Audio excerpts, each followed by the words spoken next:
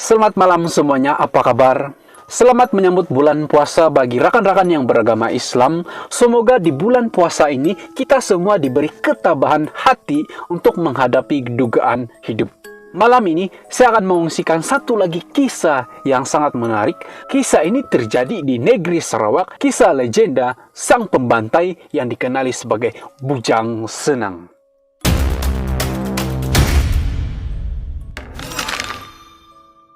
Sebelum itu, saya sangat suka ingin ingatkan rekan-rekan di luar sana, apa yang saya kongsikan ini mempunyai beberapa versi. Versi atau cerita yang saya kongsikan ini, saya ambil sumbernya dari berita harian. Jadi, jika info atau versi yang saya kongsikan ini tidak sama dengan apa yang kamu pahami atau apa yang kamu ketahui, jangan marah saya, tapi kamu marahlah berita harian.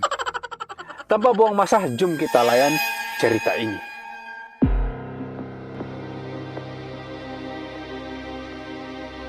Bujang Senang merupakan seekor buaya yang dikatakan buaya keempat terbesar di dunia. Buaya ini telah ditemui di Batang Lupar, Sri Aman, Sarawak.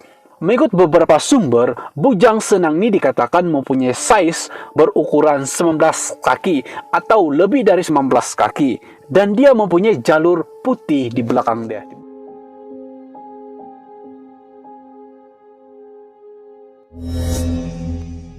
Menurut mitos, ada dua versi tentang berapa jumlah orang yang menjadi mangsa keganasan Bujang Senang. Versi pertama, ada yang mengatakan dia telah membaham lebih dari 100 orang mangsa.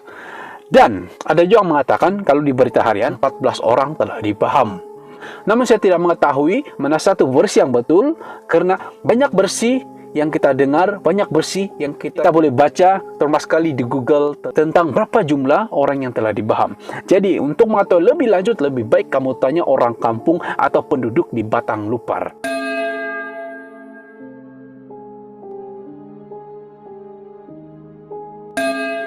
Mengikut mitos lama, segelintir orang Iban di Sarawak itu percaya bahwa Bujang Senang itu benar-benar wujud. Bujang Senang itu bukan buaya darat yang sentiasa mencari wanita. Bukan gitu maksud saya. Bujang Senang itu bukanlah buaya biasa-biasa, makhluk hewan yang sering kita lihat. Tetapi Bujang Senang ini dikatakan merupakan jelmaan dari manusia. Manusia yang dikenal sebagai pahlawan mengayau yang telah bersumpah atau disumpah menjadi buaya. Kejadian ini dikenali sebagai Simulungan. Betul kan sebutan? Simulungan. Pahlawan Simalungun ini dikatakan seorang pahlawan yang sangat hebat.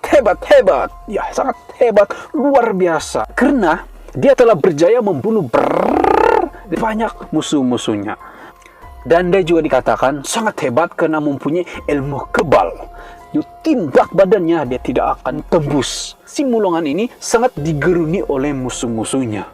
Simulungan ini boleh menempaskan banyak musuh-musuhnya tanpa dia dibantu oleh rakan-rakannya. Betapa hebatnya Simulungan. Macam film India, badan Simulungan ini tidak boleh ditembusi dengan parang. Dia sangat kebal, seperti kereta kebal. Oleh karena kehebatan dia ini, maka banyak musuh-musuh dia berdendam dengan dia. Karena banyak keluarga mereka atau rekan-rekan mereka, adik-adik mereka, atau satu suku dengan mereka telah dibunuh oleh Simulungun. Simalungun. Nah, ada satu kisah tentang kisah kehebatan si pahlawan ini. Pada satu hari, istri pahlawan ini telah diculik oleh musuh-musuhnya. Mereka telah menangkap istri Simalungun karena mereka ingin mengetahui apa sebenarnya rahasia kekebalan ilmu yang ada dalam diri pahlawan tersebut. Mereka memaksa istri pahlawan ini untuk membocorkan rahasia. Setelah mereka berhabis memaksa istri pahlawan ini untuk membocorkan rahasia, akhirnya mereka mengetahui rahasia kekebalan ilmu Simalungun. Dikatakan jika pahlawan ini berada di dalam sungai atau dia berdiri di dalam air, maka kekebalan dia itu tidak berfungsi. Setelah mengetahui istrinya telah diculik oleh musuh-musuhnya, Simulungun pun datang untuk melawan, untuk menyelamatkan istrinya. Dia bertarung habis-habisan. Lagi hidup, lagi nalaban, lagi hidup, lagi nalaban. Dia berperang habis-habisan Namun, akhirnya, karena musuh-musuhnya sudah mengetahui tentang rahasia kekebalan ilmunya, maka tumpaslah pahlawan ini. Begitu juga dengan istrinya yang pura-pura dilepaskan lalu ditombak. Lalu istri dan pahlawan ini meninggal dunia. Dan mayat mereka itu dibuang di dalam sungai. Maka ada cerita mengatakan, Simalungun ini bersumpah, aku akan bersumpah menjadi buaya yang akan mengganas membunuh suku-suku musuh-musuhku, yaitu bangsa Iban.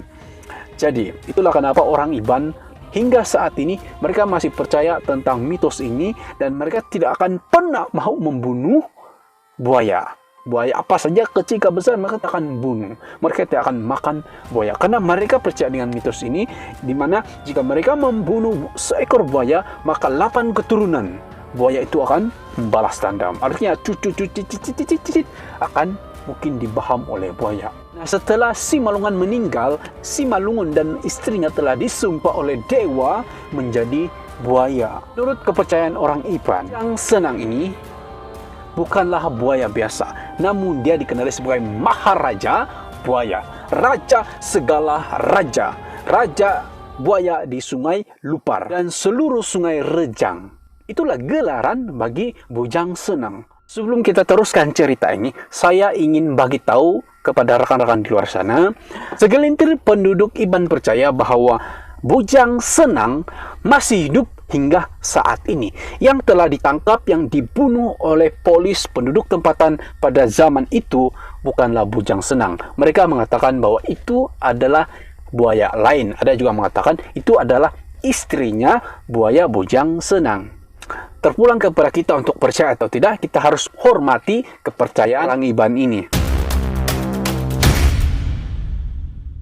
Mengikut sumber dari Berita Harian, buaya ini telah mengganas antara tahun 1981 hingga 1992. Bujang Senang ini telah membaham lebih dari 14 orang. Namun ada versi lain yang mengatakan lebih dari 100 orang telah dibaham. Bujang Senang pernah membaham penghulu Bangan atau Kotok Kampung Jang Pali pada tahun 1982. Mengikut cerita, penghulu Bangan ini atau Kotok Kampung Pali ini bersama dengan abangnya Kabir pergi menangkap udang. Tiba-tiba Bujang Senang telah membaham menerkam penghulu atau Kotok Kampung tersebut. Dan tubuh penghulu itu telah diseret ke dalam sungai. Abangnya si Kabir ini coba menyelamatkan dia. Mari sini, mari sini. Namun dia tidak mampu menyelamatkan, dia tidak mampu menarik tubuh adiknya. Lalu dia menyadari ada belang atau tanda warna putih di tubuh buaya tersebut.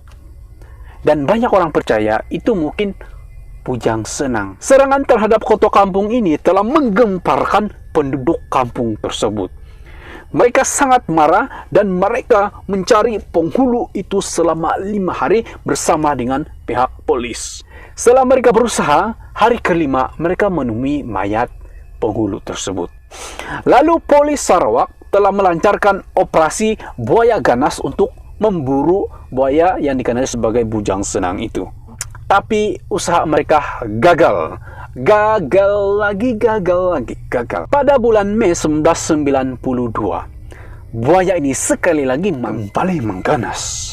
Bujang Senang ini telah menyerang seorang wanita atau seorang gadis yang dikenali sebagai Dayang anak Bayang.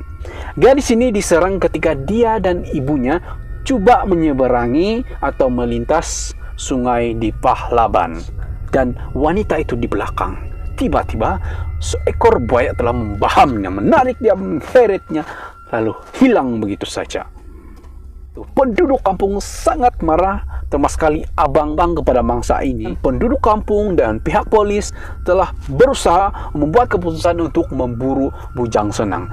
Dan mereka berusaha untuk mencari mayat Dayang ini. Operasi ini merupakan operasi besar-besaran karena mereka ditemani oleh seorang yang dikatakan sebagai dukun. Setelah 4 jam, akhirnya mereka menemui buaya ini. Lalu mereka mengepung buaya itu, mengepung seluruh tempat itu agar buaya itu tidak akan melarikan diri. Kampung mulai bertindak. Mereka coba membunuh buaya tersebut dengan menggunakan tombak. Tapi menurut Menurut sumber dari berita harian, sekali lagi berita harian ya, lembing mereka tidak mampu menembusi tubuh buaya itu. Namun buaya itu tetap kebal. Akhirnya seorang dukun ini yang telah menemani mereka beri cadangan. Dia katakan bahwa untuk membunuh buaya ini, kita memerlukan paku sebagai peluru untuk membunuh buaya ini.